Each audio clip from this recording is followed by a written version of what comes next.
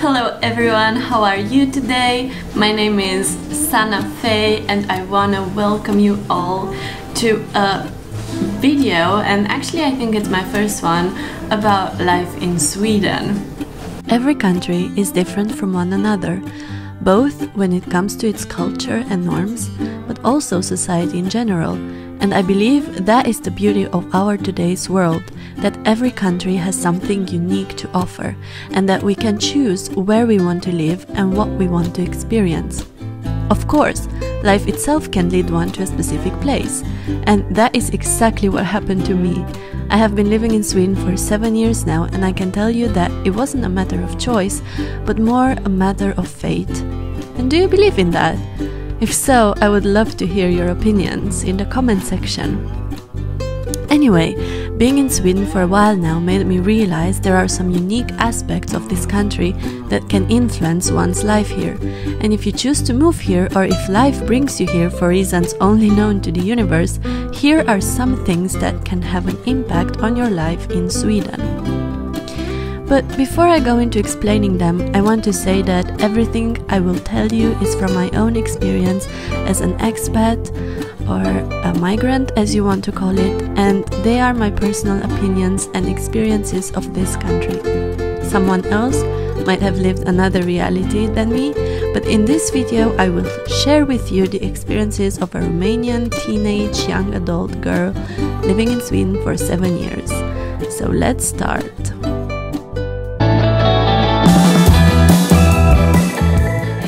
First thing I want to start to talk about is weather, and I think that it has an impact upon most people that come here.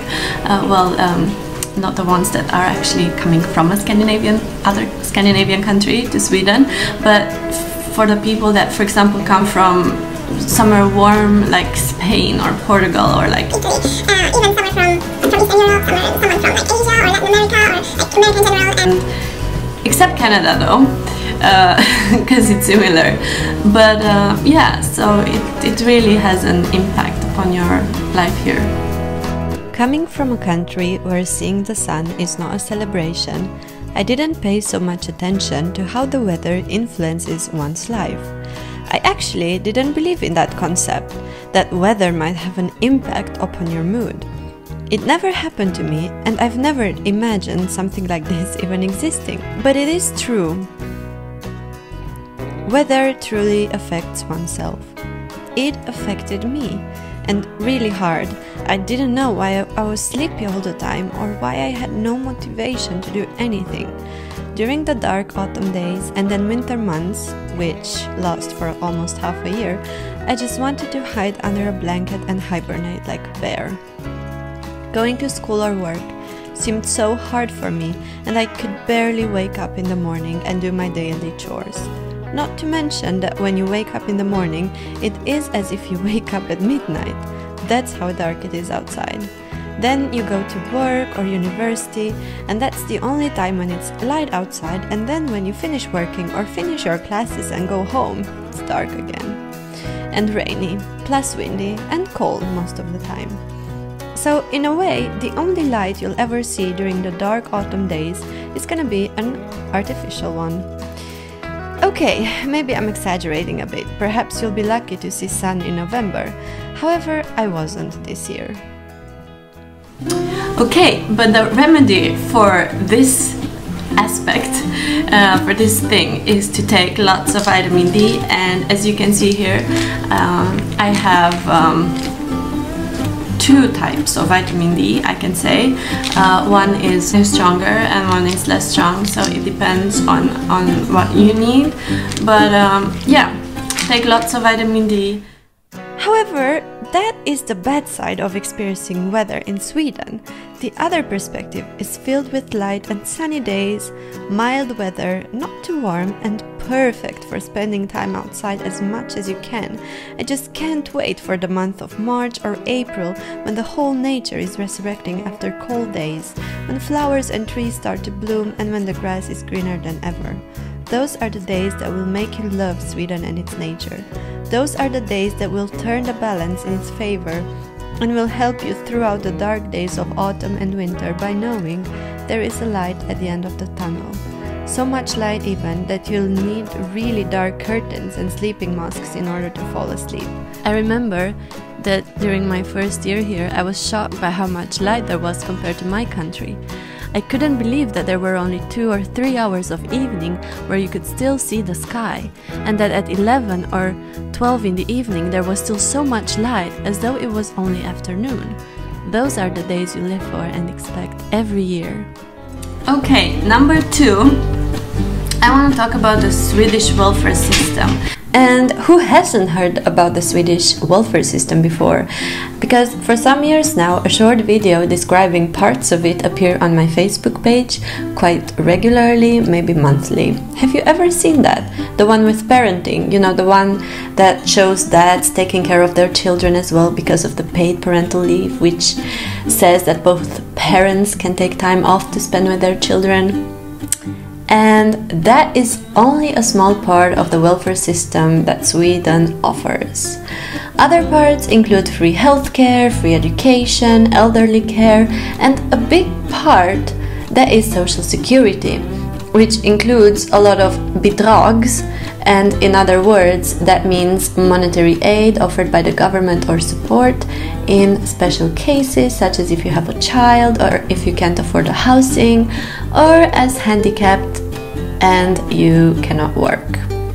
So I can say that the welfare system really influenced my life here from teenager to young adult, because I remember when I went to high school, each day there was free lunch with 3 courses to choose from, of course one being vegetarian, and I could attend the best high school program there is, free of charge, which is the International Baccalaureate, and the school made sure we got everything we needed in order to successfully take our diploma, like including a free laptop, all course books, professional calculator for our math classes, and more.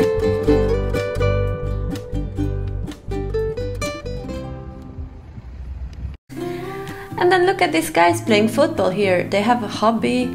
They have maybe more than a hobby, a passion, as I like to call it. And it was so easy for them to create a football association here in Sweden and take part in an amateur league. They even get a free training ground or a stadium from the city council, which is super nice.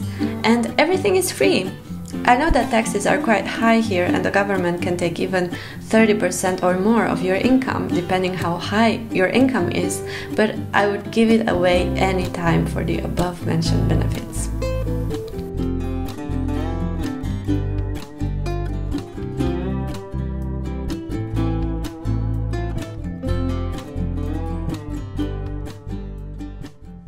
Okay, so number 3, I wanna end this list with another important thing that can have an impact upon your life, which is the Swedish Society. When moving to Sweden, I was only a teenager and I went straight to high school, surrounded by people 1 year younger than me and whose language I didn't understand or speak. I've heard Swedes were welcoming and warm before moving here, but it wasn't like that in my case. Perhaps because they were young and didn't think too much about opening up to a newcomer, especially a foreign one. I don't blame them. I would have done the same if someone came to my last high school years in Romania when I already had my friends and group of people I was surrounded by. I wouldn't even bother to go and talk to that person. But this time, it was me on the other side of the story. I was the new girl or guy. I didn't know the language, didn't know the culture, and definitely didn't have the knowledge of the Swedish society. And I was young and naive as well, not knowing what to do in order to, maybe adapt better to the situation. However, as time went on and I managed to go to university, I noticed that for me it was again hard to have good connection with Swedes. So I only made international friends, being really afraid to explore the Swedish people, perhaps also due to a bad high school experience. Anyhow, things totally changed after I started to get involved in the working life in Sweden.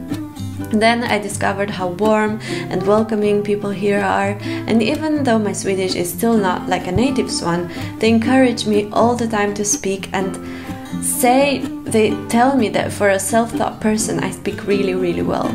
I'm really grateful to have met some wonderful Swedish people that were really kind towards me.